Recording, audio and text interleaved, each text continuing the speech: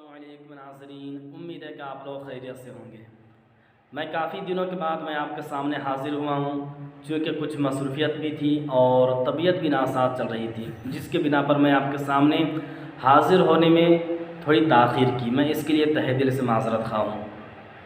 آپ حضرات تھمبنیل دیکھ کر کے سمجھ گئے ہوں گے کہ آج کس موضوع پر بات ہوگی، کس ٹاپک پر بحث ہوگی۔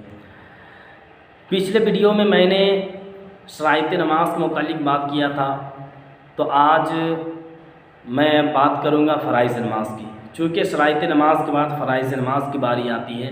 جب کوئی شخص نماز پڑھنے کا ارادہ کرے تو اسے سب سے پہلے چاہیے کہ شرائط نماز کو مکمل کرے۔ اگر شرائط نماز مکمل نہیں کرتا ہے اور شرائط نماز میں سے کوئی ایک چیز بھی اگر چھوٹ جاتی ہے تو اس کی نماز شروع ہوگی ہی نہیں۔ اور جب نماز شروع کر دے تو نماز کے اندر جن چیزوں کی ضرورت پڑتی ہے وہ ہے فرائض نماز۔ شرائط نماز بھی 6 ہیں اور فرائض نماز بھی 6 ہیں۔ تو فرائض نماز کون کون سی ہے؟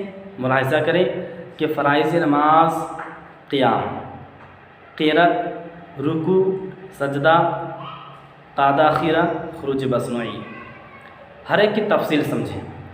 قیام یعنی کہ اتنی دیر نماز میں کھڑا ہونا جتنی دیر میں وہ قرات کر سکے، فرض قرات ادا کر سکے، ٹھیک ہے؟ یعنی کہ قیام یعنی کھڑا ہونا، اور کتنی دیر کھڑا ہونا ہے؟ جتنی دیر میں فرض قرات ادا کر سکے۔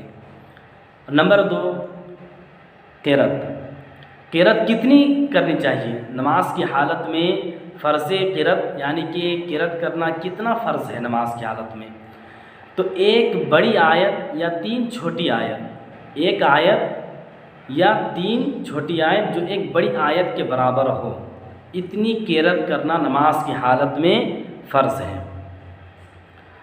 رکوع، نمبر 3 رکوع کرنا۔ رکوع کس طریقے سے کرنا چاہیے اور کتنا کرنا رکوع نماز کی حالت میں فرض ہے؟ تو علماء کرام بیان کرتے ہیں کہ کم سے کم اتنا جھکے کہ اپنا ہاتھ جو ہے، اپنا ہاتھ وہ کیا کہتے ہیں، گھٹنوں کو پہنچ جائے، گھٹنوں تک اس کا ہاتھ پہنچ جائے، نمازی کا ہاتھ پہنچ جائے۔ اتنا پہنچنا نماز کی حالت میں یہ فرض ہے۔ سجدہ، نمبر 4 سجدہ کرنا۔ نماز میں دونوں سجدہ کرنا یہ فرض ہے۔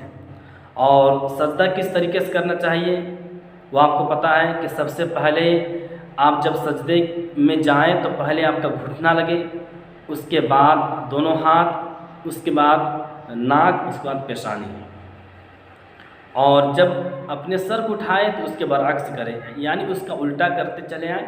یہ اتنا کرنا یہ نماز کی حالت میں فرض ہے، یعنی کہ خلاصہ یہ کہ دونوں سجدہ کرنا یہ نماز کی حالت میں فرض ہے۔ اور نمبر 5 قعدہ اخیرہ۔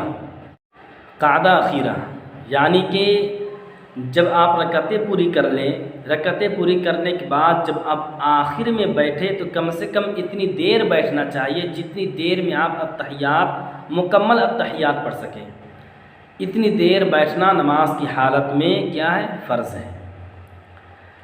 نمبر 6 خروج مصنوعی، یعنی کہ اپنے ارادہ، اپنے عمل سے نماز کو ختم کرنا، چاہے آپ سلام کر کے ختم کریں یا کلام کر کے ختم کریں، یا کوئی اور طریقہ اپنا سکتے ہیں جس سے آپ نماز سے باہر آ سکتے ہیں۔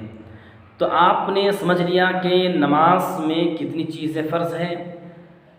پھر سے ایک بار سمجھ لیں، قیام، قرات، رکوع، سجدہ، قعدہ اخیرہ، خروج مصنوعی، یہ 6 چیزیں جو ہے نماز کی حالت میں یہ فرض ہے۔